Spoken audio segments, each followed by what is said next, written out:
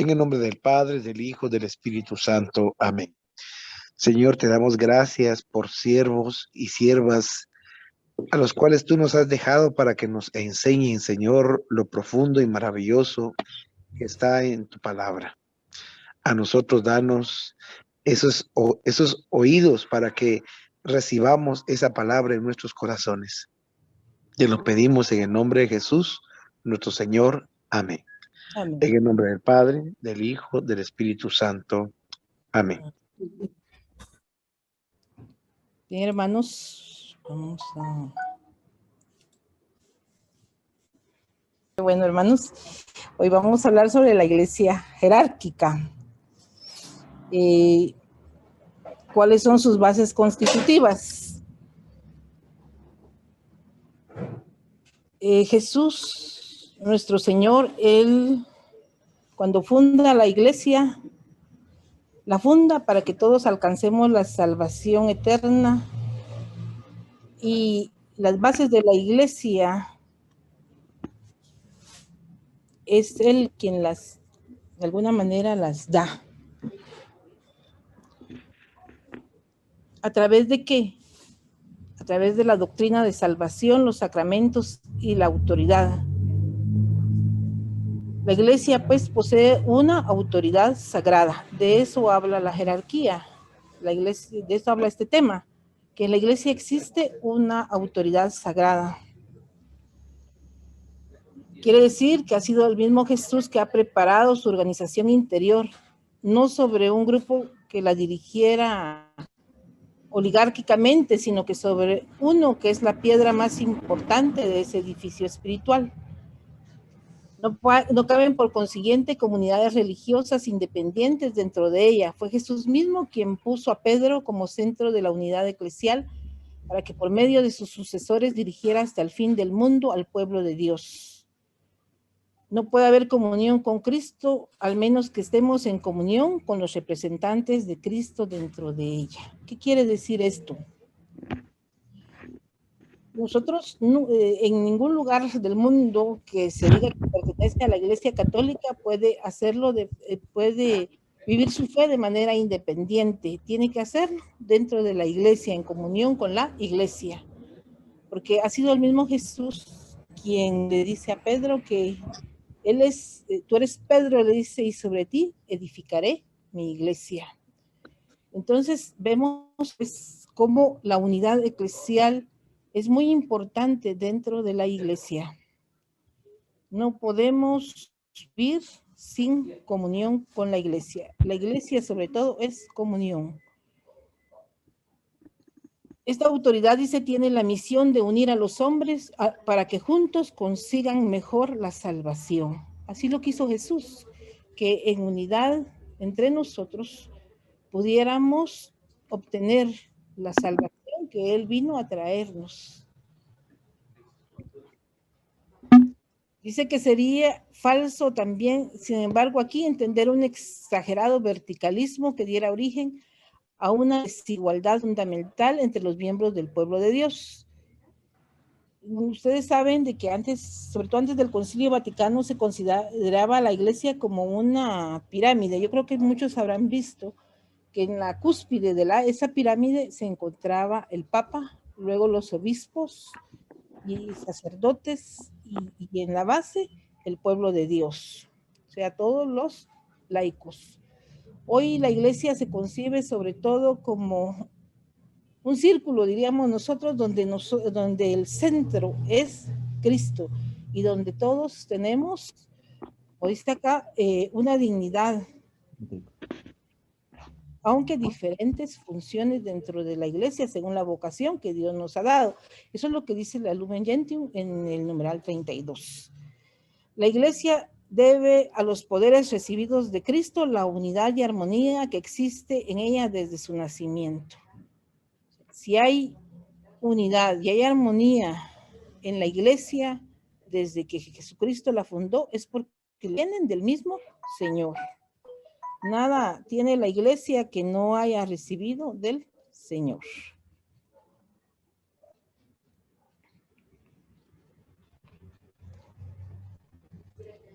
La iglesia dice, ha recibido la misión y el poder de enseñar la doctrina revelada, santificar a los hombres con los sacramentos y mantenerlos unidos en la caridad.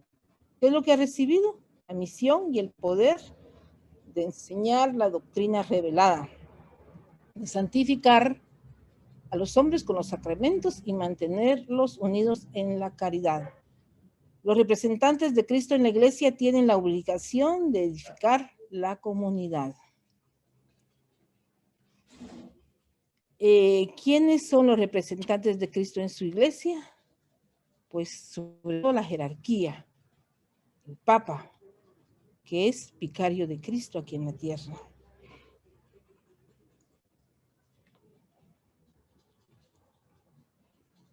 Dice, la autoridad en la iglesia no es una autoridad humana.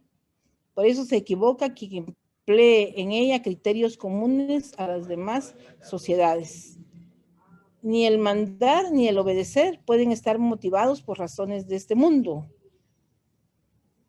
El no haber distinguido esto ha sido causa de cismas y escándalos aún dentro de ella.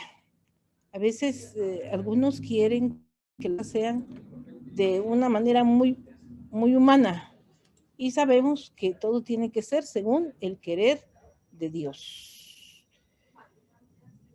Aquí se nos narra la situación de Napoleón, ¿verdad? Que estando en la isla Santa Elena, él siempre estaba oponiéndose a la iglesia, pero va a tener que reconocer ahí de que el pontificado era un poder imposible de abatir. ¿Por qué? Porque Cristo es el que lo ha puesto. El fin de la iglesia es enseñar a los hombres el evangelio de Cristo, regenerándolos con el agua y el espíritu y dirigir a todas las gentes por el camino de la salvación. La verticalidad de la transmisión de poderes en la iglesia es patente del Padre a Cristo, de Cristo a los apóstoles, estos, o mejor, en estos a la iglesia. Los apóstoles tienen unos sucesores legítimos que son el Papa y los obispos, es decir, la jerarquía constituida por Jesús hasta el fin de los siglos. Aquí radica su independencia de toda potestad humana.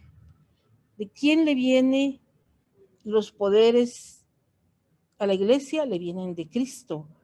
Pero como dice aquí, ¿verdad? Del Padre a Cristo, de Cristo a los apóstoles y de estos a la iglesia, a sus sucesores. ¿Quiénes son los sucesores de los obispos? Perdón, de los apóstoles, los obispos. Ellos son los sucesores actuales de los apóstoles. El jerarca, dice, no es un señor al que se le rinde servicio y pleitesía a la manera del feudalismo medieval, sino un siervo de Jesús, responsable ante él del servicio que presta a sus hermanos. Los poderes que la iglesia ejerce nacen en Cristo, son poderes representativos en cuanto actúan siempre en nombre de él. Incluso es el mismo quien nos transmite por medio del sacramento del orden. De él reciben toda su validez y eficacia, de tal manera que el cismático desobedece a la iglesia y a Cristo. El hereje se separa de ambos aún antes de cualquier intervención de la iglesia. Es Dios mismo quien los juzga. Si la iglesia enseña o manda, es buscando el bien espiritual de los fieles. Es Cristo la única fuente de toda potestad eclesial. Entonces, ¿quién es el jerarca? En este caso tenemos al Papa, pero él, el poder que ejerce, la autoridad que ejerce, la ejerce en el nombre de Jesús. Y le ha venido, ¿de qué forma? Por el sacramento del orden. Así es como él ha recibido esa autoridad de Dios.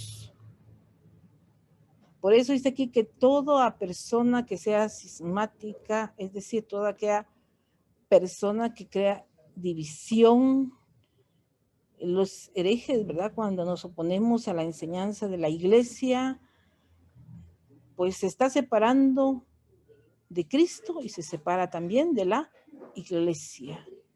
Porque aquí la autoridad ejercida en la iglesia, como decía el padre en las catequesis anteriores, la autoridad en la iglesia no es vista como un poder, sino que como un servicio. Jesús mismo va a decir que Él ha venido no para que lo sirvan, sino que para servir. Estamos aquí hablando, hermanos, entonces, de que la jerarquía es toda esa autoridad que Dios ha puesto en la iglesia a través de estos hombres elegidos que han recibido el sagrado orden. Vemos cómo los obispos son sucesores de los apóstoles. Por eso aquí ya vamos a hablar de los obispos. Los obispos, dice, la palabra obispo significa en su original griego supervisor. Ese era lo que significaba de manera original en el idioma griego. La Iglesia Madre de Jerusalén les llamó ancianos. Los primeros obispos fueron nombrados originalmente por los apóstoles para dirigir las iglesias locales. Su misión es enseñar en la iglesia la sana doctrina, interpretar correctamente las Sagradas Escrituras, administrar los sacramentos y ejercer el cuidado pastoral y disciplinar de la iglesia. Más tarde, dice, presidieron más de una comunidad cristiana, el conjunto de las cuales hoy se llama diócesis o iglesia local. El Concilio de Trento y el Vaticano I declararon el episcopado de derecho divino. Entonces, ¿cuál es la misión del obispo? La misión del obispo desde su inicio fue enseñar la sana doctrina, interpretar la Sagrada Escritura, administrar los sacramentos y ejercer el cuidado pastoral y disciplinar de la iglesia. La iglesia, hermanos, es una institución querida por Dios, pero también es importante darnos cuenta que en la iglesia hay un orden y una autoridad. Orden y autoridad querida por Dios.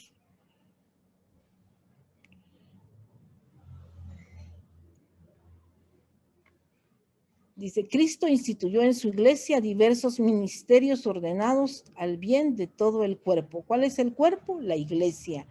Entonces Jesús instituye en su iglesia diversos ministerios ordenados. ¿Para qué? Para el mismo bien de la iglesia. La iglesia dice que es una comunidad visible y jerárquicamente organizada. Como les decía, ¿verdad?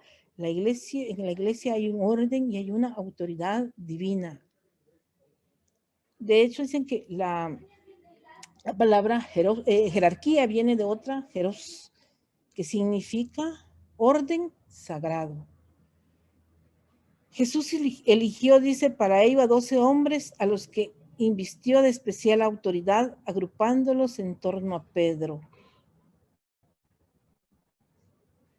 Esta jerarquía ha sido establecida por Cristo para el servicio de todos los hombres, edificando la iglesia en todas partes.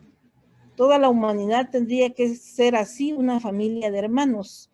La autoridad de la jerarquía en la iglesia es siempre ministerial, es decir, servicio a la iglesia.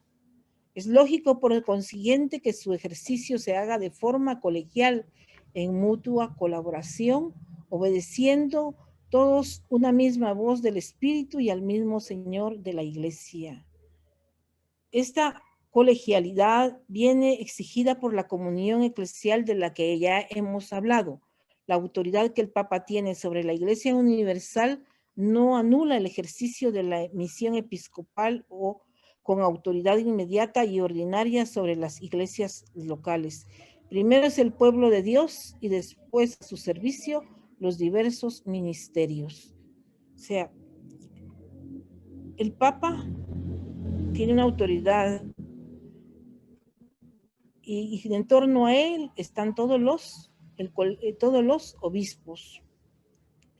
Pero su autoridad no anula, dice, el ejercicio de la misión de un obispo en una determinada iglesia local, como es el caso de nosotros, ¿verdad? Que pertenecemos a la Arquidiócesis de Santiago de Guatemala. Esa es nuestra iglesia local, porque ahí están agrupadas, o estamos agrupadas todas las parroquias que estamos en esta jurisdicción y que tiene varias vicarías. Aquí pues van surgiendo varios ministerios según las necesidades también de nuestra iglesia. La misión de los apóstoles. ¿Cuál es la misión de los apóstoles? El término apóstol no era desconocido en la cultura griega y judía de los tiempos de Cristo, pero en el lenguaje cristiano las mismas palabras encierran otra realidad. El apóstol para los griegos es un enviado o representante de otro que le ha encomendado una misión. El apóstol de Jesús ha sido por él especialmente elegido, ha convivido con el Maestro y ha sido por él también instituido. Es testigo de su muerte y resurrección. Por Jesús ha sido enviado con la misión que él había recibido del Padre y llamado apóstol. Entonces, ¿qué es un apóstol? Es un enviado. De hecho, la palabra apóstol significa enviado. ¿Y qué es lo que hace este enviado? Representa al mismo Jesucristo. El apóstol viene a ser como un embajador de Cristo.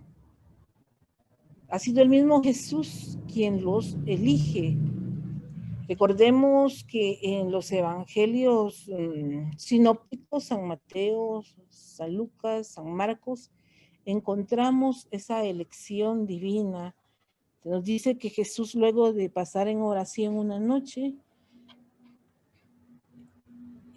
entre el grupo de discípulos que lo seguían, él llama a un grupo de 12 personas y aparecen ahí todos los nombres de ellos.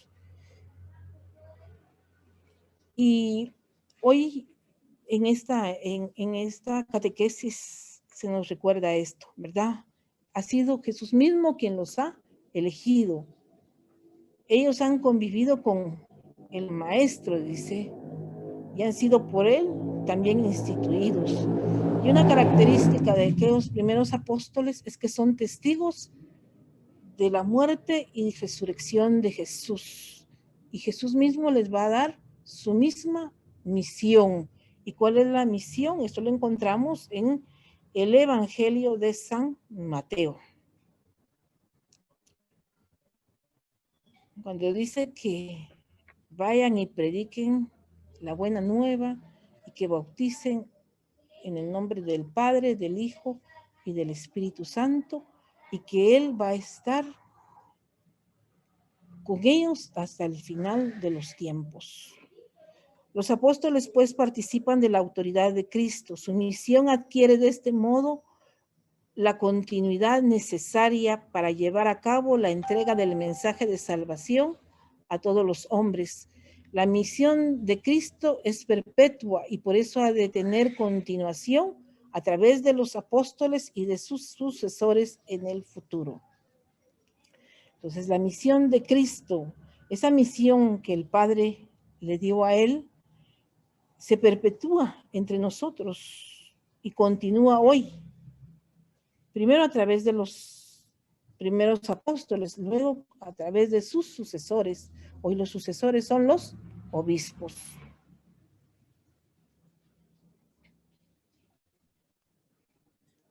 San Pedro exigió al candidato que había de suceder a Judas, dice, 2 condiciones: haber convivido con el Señor y ser testigo de su muerte y resurrección. Como consecuencia, el candidato es elegido por el Señor. Recordemos que ellos eran 12 los que Jesús elige, así como son las tribus de Israel. Y luego él elige estos 12 apóstoles y los envía con su misión, les da su misma misión Pero recordemos que Judas Iscariote, que es quien lo traiciona, hace que el grupo quede en 11 personas. Y por eso cuando leemos Hechos de los Apóstoles, cuando van a elegir una persona que tome ese lugar que él dejó vacío, una de las cosas que ellos cuidan es que este apóstol haya convivido con el Señor, haya estado con él esos 3 años de su ministerio y que haya sido testigo de su muerte y su resurrección. Porque por eso nuestra fe es apostólica también. Ellos nos dejaron ese gran legado de ese testimonio de que Cristo murió por nosotros, pero también ha resucitado. Cristo vive, Cristo ha enviado su Espíritu. Dice aquí que San Pablo es el primero que rompe el número 12. Él no conoció a Jesús, ni es testigo directo de su resurrección, aunque le ha visto en el camino de Damasco. Sin embargo, defiende con complacencia e insistencia ante los Gálatas que él es apóstol como los demás.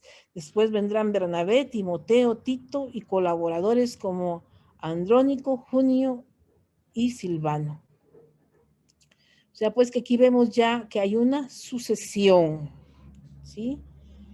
La misión de Jesús había pasado a los apóstoles y de estos a sus sucesores.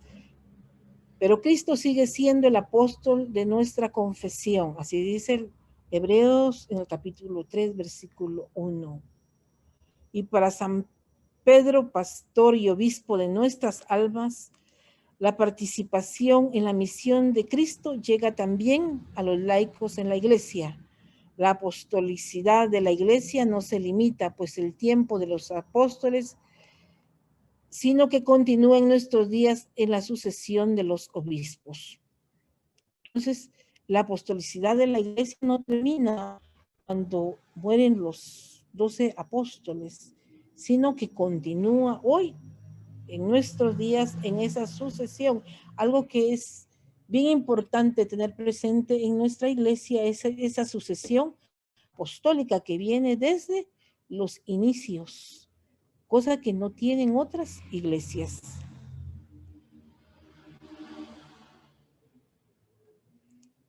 La iglesia democrática, dice.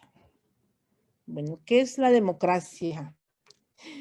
La democracia a nosotros se nos ha dicho que tiene esa posibilidad de elegir y ser electos. Así es como lo hemos aprendido nosotros, ¿verdad? Pero vamos a ver aquí lo que dice. La conexión de la iglesia con Cristo es por medio de los apóstoles y tanto más auténtica será cuanto más fiel sea a la palabra y amor de Jesús, custodiando y transmitiendo celosamente la misión que recibieron los apóstoles. Entonces, ¿cómo estamos nosotros, la iglesia, unida con Cristo? Es por medio de los apóstoles.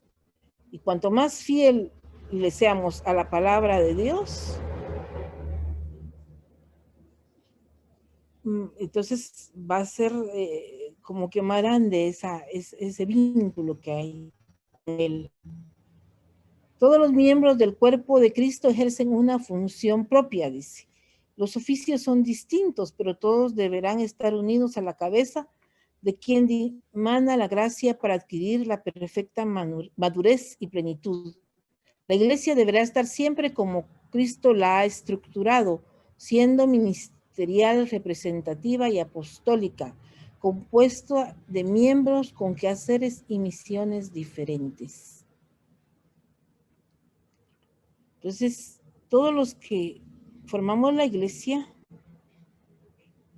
debemos de ejercer una función propia, dice.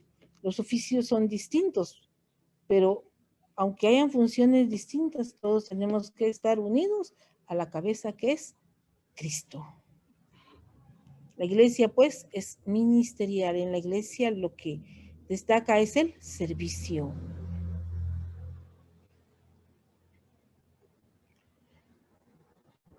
Jesús mismo dice, sigue designando a sus representantes. Un obispo en particular no es sucesor de un único apóstol, sino que es sucesor de ellos en la medida en que pertenece al episcopado total de la iglesia. Un obispo no va a decir, yo soy sucesor de Matías, no, o yo soy sucesor de Juan, no, sino que él es sucesor de ellos. El episcopado como totalidad sucede al colegio apostólico. O sea, ¿quiénes forman el episcopado? Todos los obispos del mundo. ¿A quién suceden? Al colegio apostólico. ¿Quién es el colegio apostólico? El colegio apostólico es el que en sus inicios estuvo formado por los 12 apóstoles. Fue el que reunió a los 12 apóstoles que Cristo mismo llamó para que fueran sus apóstoles. Todo lo que se afirma del colegio apostólico, o sea, de aquel primer colegio, de aquellos primeros apóstoles, se debe afirmar, dice, del colegio episcopal en su conjunto, o sea, de los obispos de hoy, de los obispos de todos los tiempos. La misión en la iglesia procede de Cristo, que la comunicó a los apóstoles para que estos la transmitieran a sus sucesores y así hasta el final de los siglos. No brota espontánea en el seno del pueblo como en las sociedades democráticas. Procede de Dios y por ello es siempre una potestad sagrada. ¿De quién procede entonces? Procede del mismo Dios.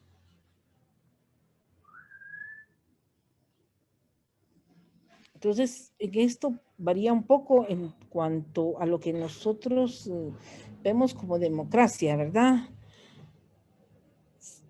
Santo Tomás dice, llama a esto ley evangélica que establece la doctrina del origen de la autoridad en Cristo. Su transmisión es vertical y constituye a la iglesia en forma social distinta de la horizontalidad democrática.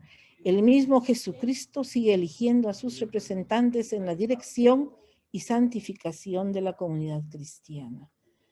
Nadie puede decir, yo quiero entrar al seminario, yo quiero ser sacerdote, religioso, o que se... No, es el mismo Jesucristo quien llama, quien elige y quien llama a esta vocación.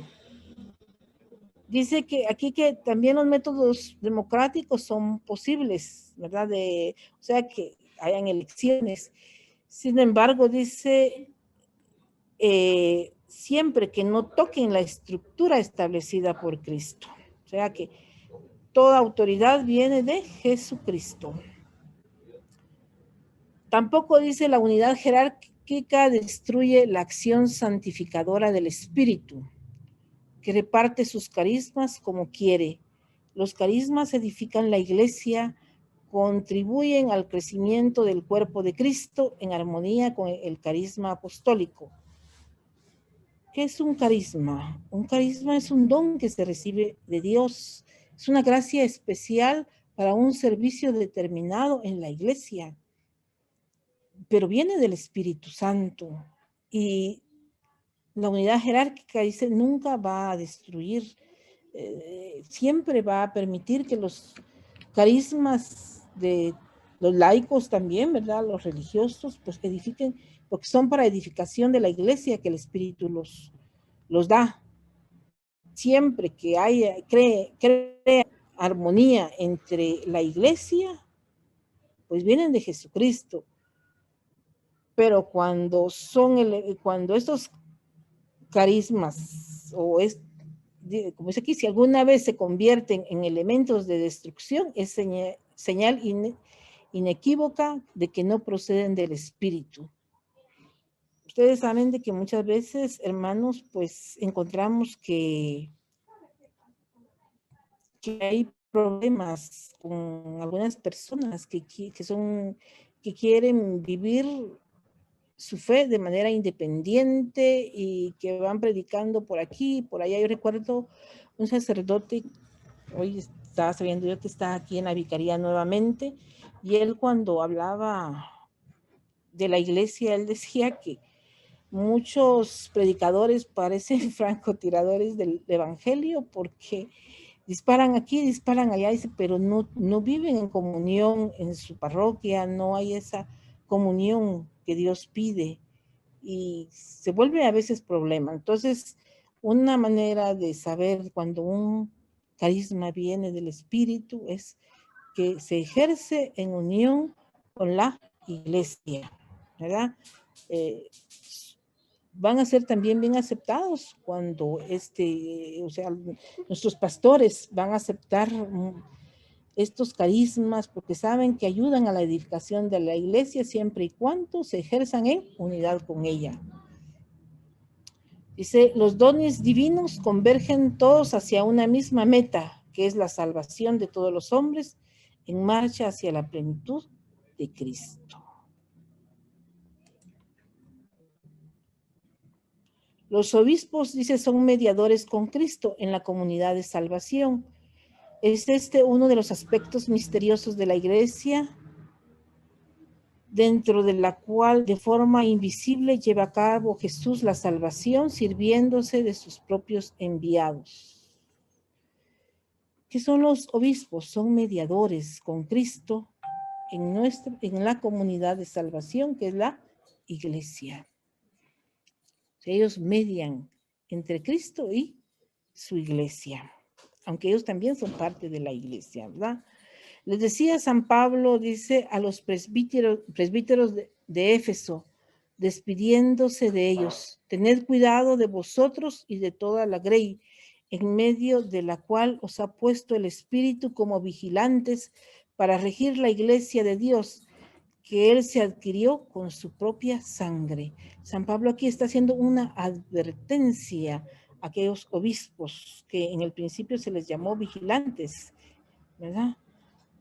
Que tienen que estar como que muy despiertos también, que tienen que cuidar verdaderamente de ese rebaño que Dios les ha encomendado.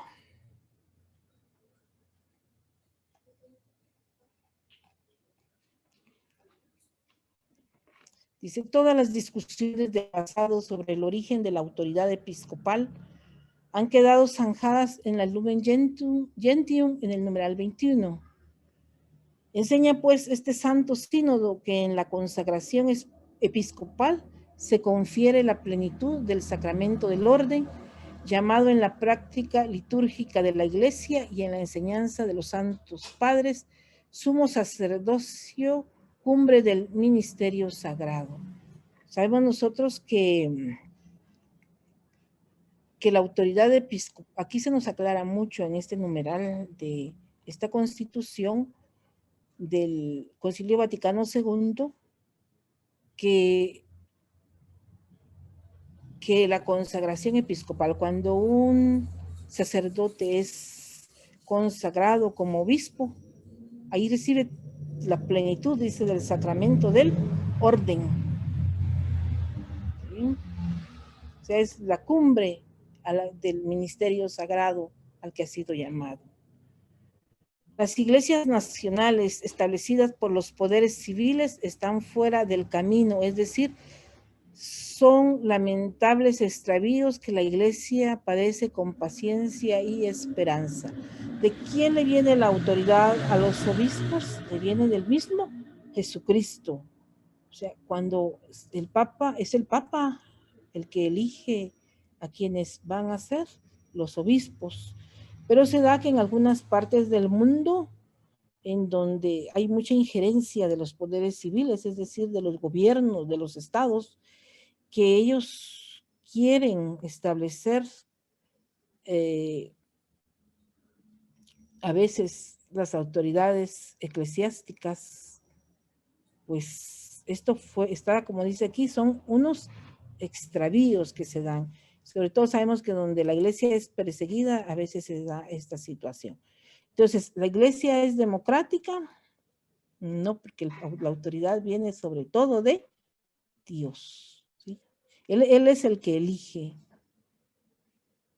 Él es el que confirma a una persona para ciertos ministerios dentro de su iglesia. Colegio católico y colegio episcopal, dice. El colegio episcopal sucede en la iglesia al colegio apostólico. Decíamos que el colegio episcopal es el que forman los obispos en nuestros tiempos y a través de la historia, ¿verdad? El colegio apostólico es el primero, es el que formaron aquellos 12 primeros apóstoles que el mismo Jesucristo llamó en su momento.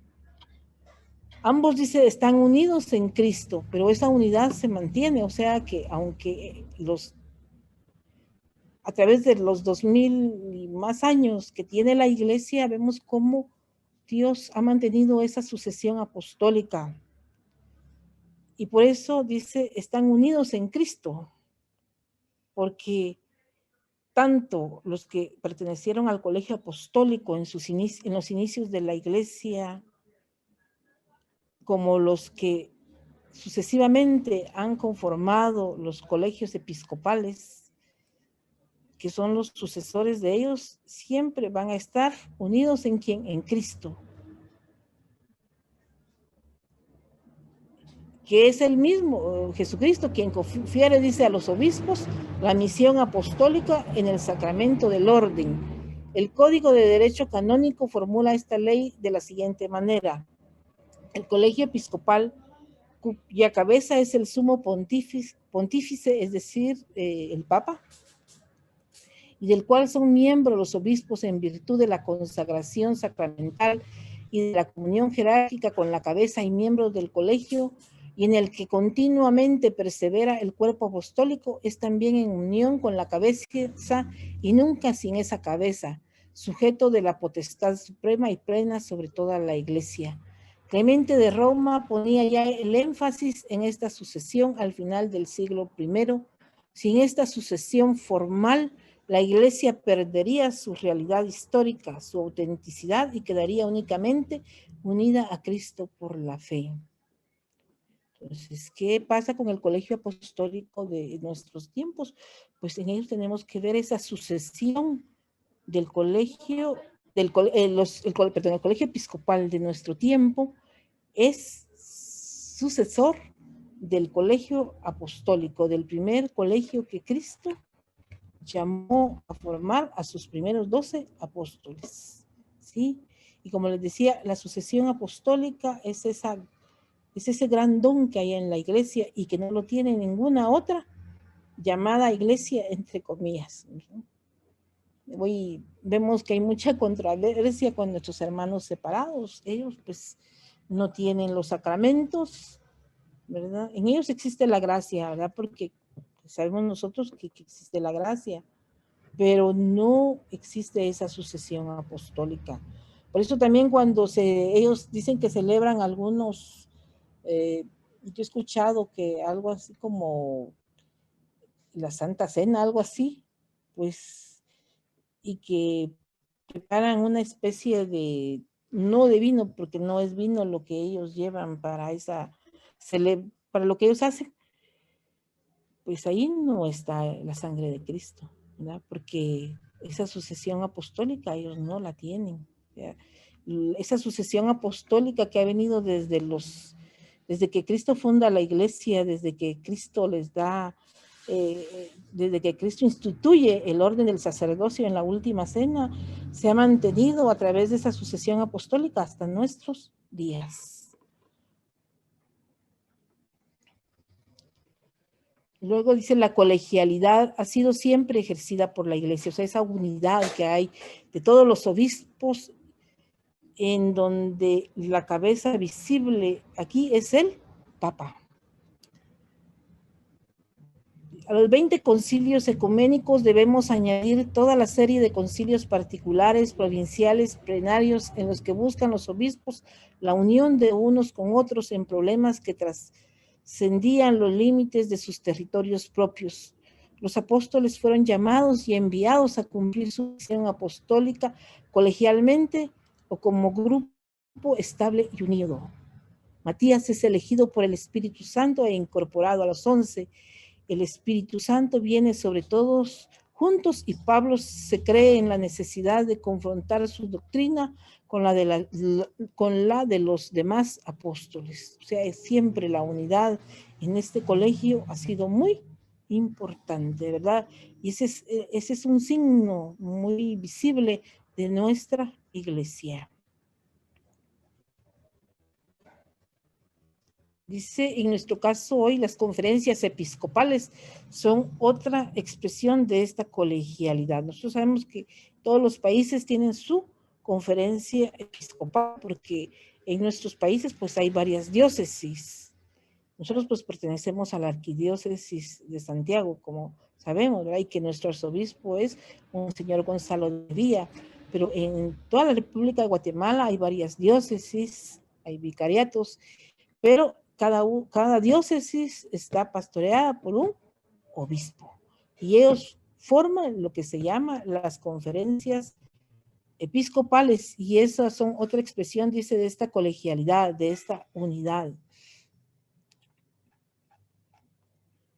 Entre colegio y colegio, para expresarlo en términos jurídicos tradicionales, la sucesión es formal, es decir, no hay ninguna diferencia entre el colegio apostólico y los más de 5,000 obispos esparcidos hoy por el mundo. Constituyen una misma realidad en la iglesia. Son nombres diferentes de la jerarquía puesta por Cristo en tiempos diferentes. Los apóstoles colocan la iglesia sobre la roca inamovible que es Cristo, y los obispos edifican sobre el cimiento de los apóstoles. El nombramiento de los obispos por el Papa para ingresar en el colegio, supuesta la consagración, actúa como condición de legitimidad del ejercicio pastoral. O sea, en la iglesia encontramos esa gran unidad, ¿verdad? Dice, una misma realidad en la iglesia, dice, son nombres diferentes de la jerarquía puesta por Cristo en tiempos diferentes. Y nos habla aquí de los apóstoles que fueron los primeros, ¿verdad? Los primeros 12 que se conocen y que colocan la iglesia sobre la roca inconmovible que es Cristo. Y ellos edifican sobre ese, y los obispos luego edifican sobre ese cimiento de los apóstoles. La fraternidad episcopal. Aquí estamos entrando ya en cualidades, podríamos decir, que tiene el episcopado. Dice que la fraternidad episcopal se fundamenta principalmente en la misión apostólica que Cristo ha confiado a la iglesia y en la comunión o coinonía de todos los creyentes. Sin la unión de fe, esperanza, caridad, sacramentos y colegio episcopal, no habría iglesia. Entonces, esa unidad de todos los creyentes, ¿verdad?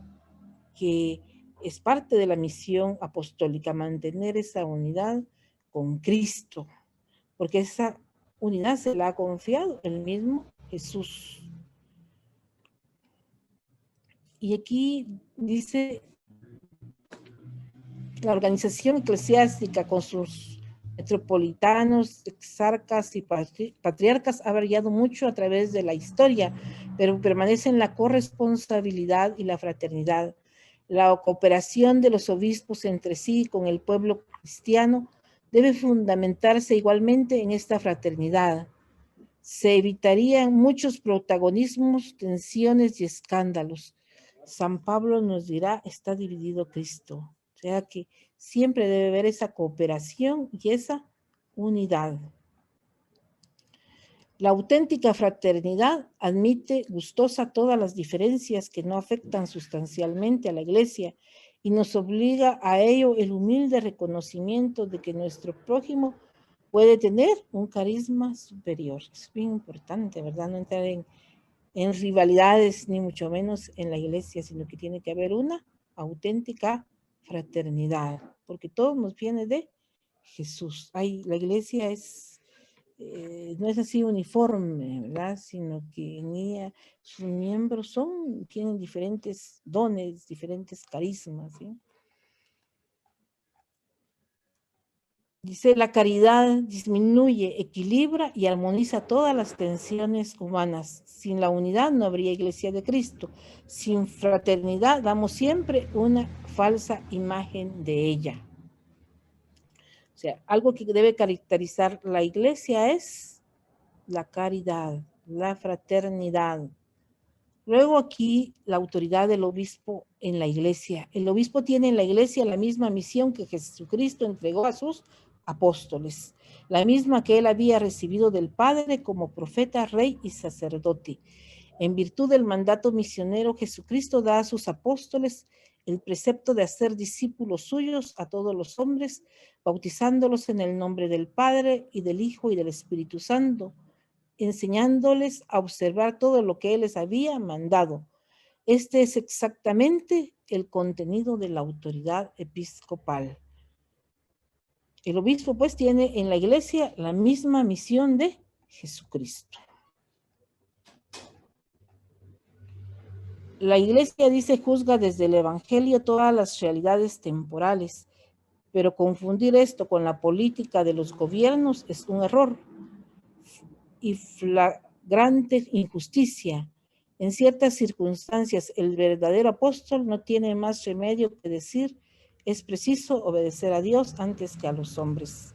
O sea, todo lo que la iglesia juzga, lo juzga desde el evangelio. Eso en cuanto a las realidades temporales, ¿verdad? Escuchamos muchas veces que se critica a la iglesia cuando se dan ciertas declaraciones, cuando se envían algunos mensajes, dependiendo de las realidades que le toca vivir muchas veces a los países. Y les molesta mucho a algunas personas, ¿verdad? Sobre todo a los políticos, les molesta eso porque la iglesia siempre defiende con la verdad y todo lo confronta con el evangelio. Entonces, la iglesia no tiene que meterse en eso, pero la iglesia sí tiene que iluminar las realidades temporales, porque el evangelio debe de inculturarse, debe encarnarse en nuestra sociedad. El magisterio.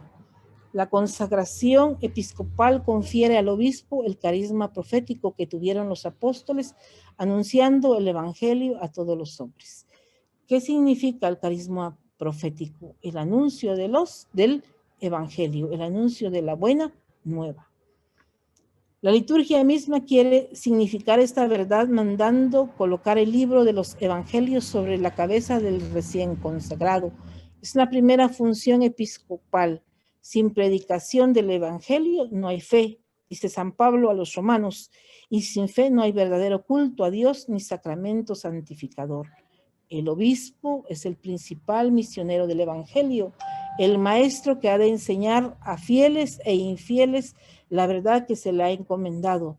No impone la verdad, más bien la propone, ya que la autoridad infalible la ha reservado Dios al colegio episcopal presidido por su cabeza, o sea, por el Papa. La fe es asentimiento libre y amoroso a la palabra de Dios. Pertenece al misterio de la gracia en la conciencia humana. O sea, una de las funciones, diríamos nosotros, del obispo es que él es el principal misionero del evangelio, es el maestro que debe enseñar a los fieles y a los infieles, sin imponer nada, sino que dejándolo en la plena libertad de la persona de aceptar o no aceptar. Sabemos nosotros que también el adherirnos al evangelio es una gracia que también nos viene de Dios, pero él siempre tendrá que proclamar el evangelio.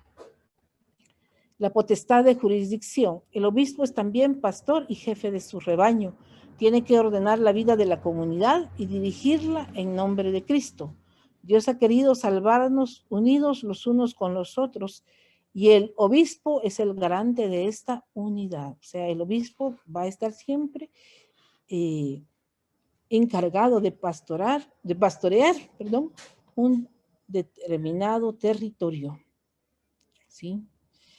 Y sabemos que este poder le viene de arriba, directamente de Dios en su consagración. Dice, el buen pastor de la parábola evangélica da la vida por sus ovejas y las salva, les dirige su voz y las conduce a los buenos pastos. Entonces, ¿en qué consiste esta cualidad del obispo? Que él es el pastor y jefe de su rebaño. Él debe cuidar, él debe ser el garante de la unidad en su diócesis. El sumo sacerdocio. El obispo es ante todo el gran sacerdote de un pueblo sacerdotal. Por ello, la liturgia y los padres le llaman frecuentemente sumo sacerdocio o cumbre del ministerio sacerdotal. Cuando un sacerdote es elegido como obispo, pues sí que es la cumbre de su sacerdocio. Dice, las fórmulas litúrgicas de la consagración episcopal suponen que el candidato es ya sacerdote o presbítero. Solo a los apóstoles se les mandó bautizar, celebrar la Eucaristía y perdonar los pecados, imponer las manos a los bautizados para que reciban el don del Espíritu Santo y consagrar a sus sucesores. Sin embargo, no es un jerarca aislado y solitario en la Iglesia, es un miembro del cuerpo episcopal del colegio apostólico. Sin esta condición se rompería la sucesión apostólica. Todas sus potestades han sido dirigidas por Dios a la salvación de los hombres.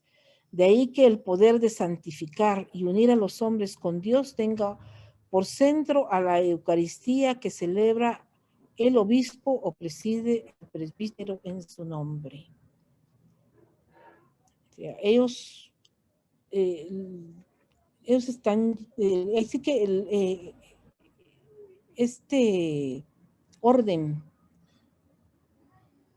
de obispo es lo más grande porque ahí se le da la plenitud del sacerdocio y como dice que a ellos se les mandó bautizar, celebrar la Eucaristía y perdonar los pecados e imponer las manos a los bautizados para que reciban el don del Espíritu Santo y consagrar a sus sucesores, ¿verdad? Los obispos tienen varias funciones, pero ellos tienen que también, y son parte del colegio, ¿verdad? Del colegio episcopal. El apóstol es para San Pablo administrador de las cosas divinas, administrador de los misterios cristianos. Misterio es la palabra, la verdad oculta de Dios, y misterio es Cristo. Pero la Iglesia llamó misterios a los sacramentos portadores de la gracia y salvación de Dios. El obispo, como sumo sacerdote, es el más indicado para administrarlos todos. Es administrador, siervo o ministro de Jesucristo, el único santificador. El servicio episcopal. Los tres poderes que tienen los obispos implican una serie de derechos y obligaciones como garantía de eficacia en su apostolado y a la vez que aseguran a la Iglesia su independencia por encima de contingencias históricas. O sea, un obispo tiene una serie de derechos, pero tiene también una serie de obligaciones que garantizan, dice, la eficacia de su ministerio, de su apostolado. Y que esto está asegurado porque pueden darse muchas situaciones en nuestra historia, en la historia de los diferentes lugares donde ellos presiden, pero ellos siempre van a tener esa autoridad y siempre van a tener esos derechos y esas obligaciones. Esto nos demuestra, dice, que lo principal en la Iglesia es el ministerio de la palabra, la dirección de las comunidades y la santificación de los hombres. Son sus carismas principales y los tres los reciben el obispo por la imposición de manos. Entonces, el ministerio de la palabra, el regir o dirigir las comunidades y la santificación de los hombres. Estas son las, diríamos nosotros, como las funciones que él debe de ejercer. Si enseña y se afana de mil maneras para dar a conocer el mensaje cristiano y ordena la disciplina y el culto, si corrige y amonesta, si ejerce el poder de reconciliación y en otras tantas tareas apostólicas, compromete su bienestar en la tierra, es para la edificación y bien de la iglesia. O sea que él enseña, se afana, dice, de mil maneras, por dar a conocer el mensaje cristiano, y siempre debe de ordenar el culto, o sea, lo que es la liturgia también, ¿verdad? Él debe amonestar, debe corregir, debe reconciliar. Todas estas son tareas apostólicas, dice, que comprometen muchas veces su bienestar. Sabemos de cuántos obispos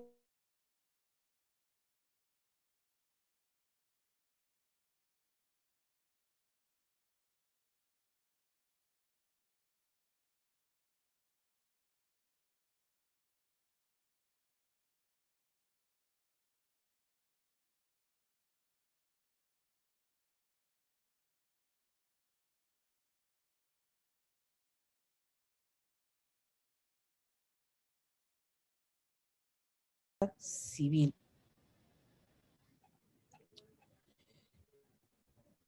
La iglesia, dice, es un don de Dios a la humanidad, un inmenso beneficio para todos los pueblos. El obispo, por lo tanto, no puede defraudar la esperanza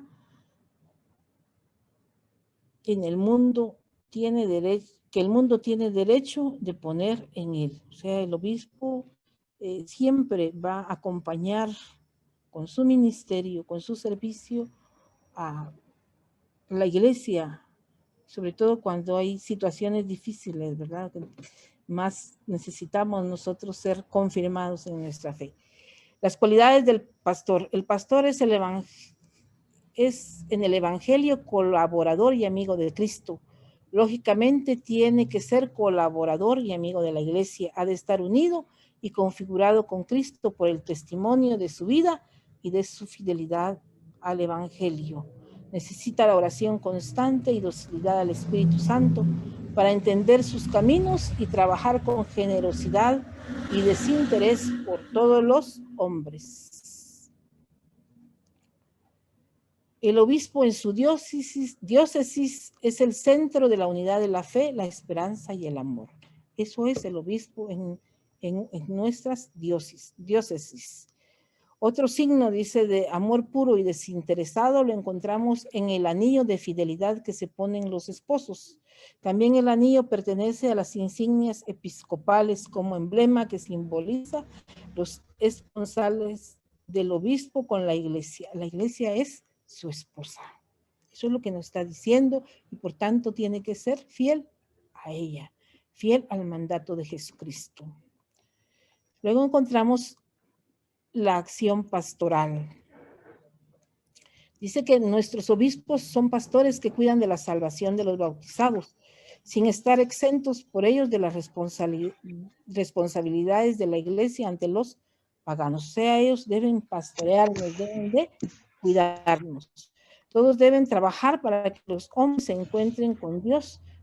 No obstante, la salvación de Cristo se realiza ahora mediante la iglesia, dentro de la cual ejercen su acción mediadora principal los sucesores de los apóstoles. Bueno, hermanos, también encontramos, ¿verdad?, que ellos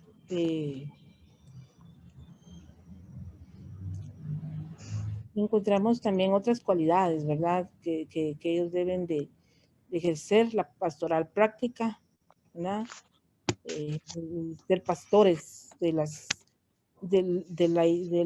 la iglesia local que se les ha encomendado. Y la palabra que nos referimos siempre a la triple potestad del obispo, que es proclamar el evangelio, ¿verdad? El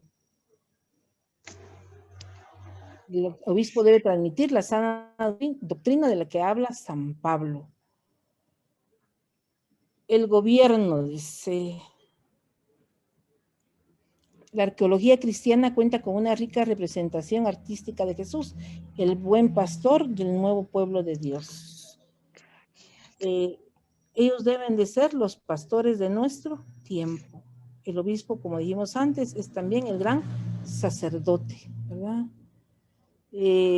él está entregado a la santificación de los hombres en una diócesis.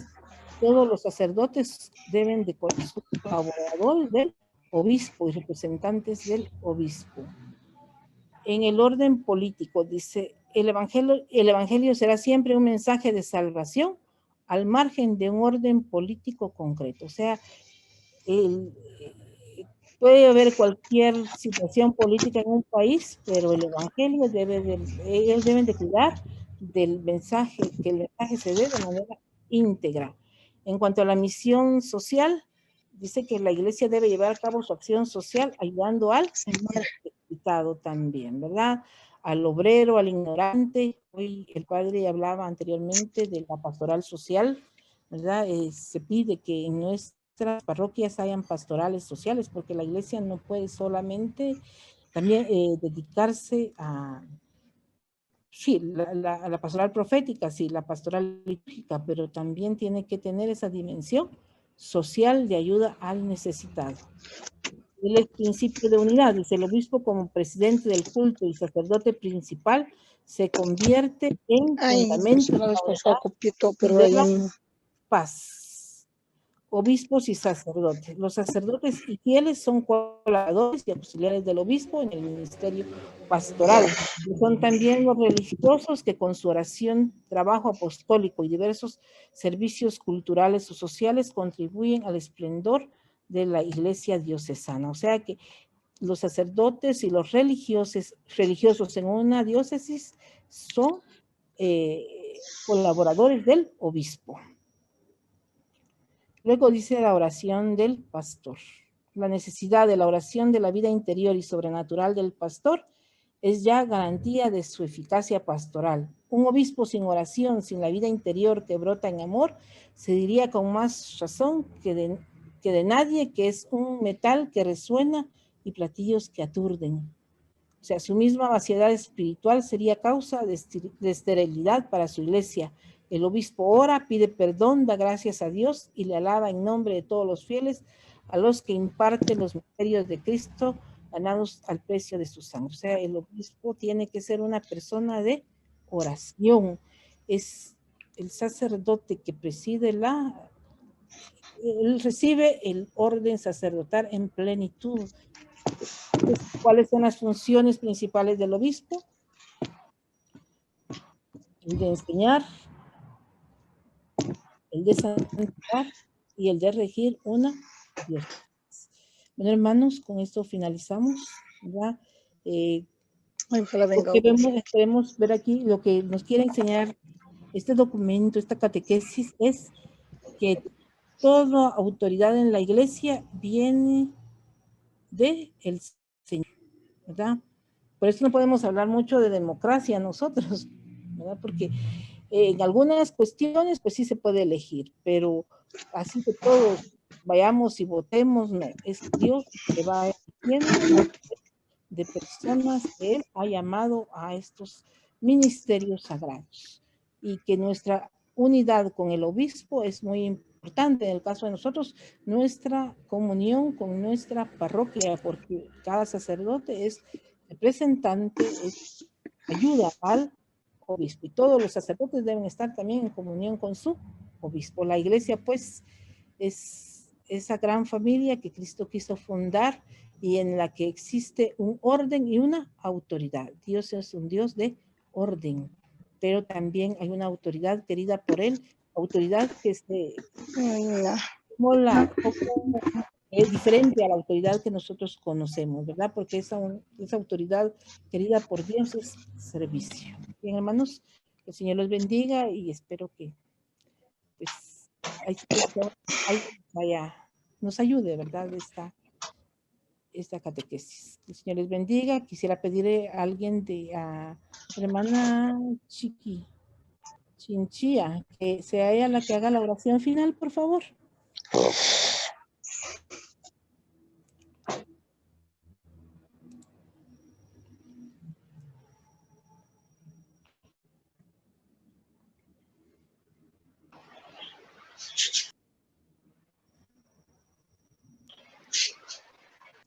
Bien. o no sé si ella ya se retiró. O la hermana Rosario España, por favor. No, aquí estoy. Bueno. Aquí estoy. Perdón, es que me había salido. Yo no sé manejar mucho esta cosa. A mí también me ¿verdad? cuesta. Pero lo hacemos en el nombre del Padre, del Hijo y del Espíritu Santo. Amén. Padre amadísimo, te damos gracias por esta enseñanza. Cada vez más, Señor, nos revelas tu amor, tu misericordia, tu orden, y que estamos en lo que tú quieres. Nos cuesta, sí, Señor, nos cuesta entender estos grandes misterios, pero a la vez nos quedamos admirados, Señor, de tu grandeza, de tu bondad, en donde has dejado a la iglesia tan ordenada, tan establecida, Señor, que nuestro corazón solo sabe decirte gracias. Gracias, Señor, por Tere, gracias por nuestro sacerdote, gracias, Señor, por esta oportunidad que nos das de aprender un poquito, tal vez muy poquito se nos quede, Señor, a mí, por ejemplo, ya tan poquito, pero me llega al corazón y me gusta. Gracias por eso, Señor. A la Santísima Virgen también le damos gracias porque sabemos que ella también nos acompaña y pedimos al Espíritu Santo que siempre nos ilumine, que nos ayude a asimilar este conocimiento tan maravilloso.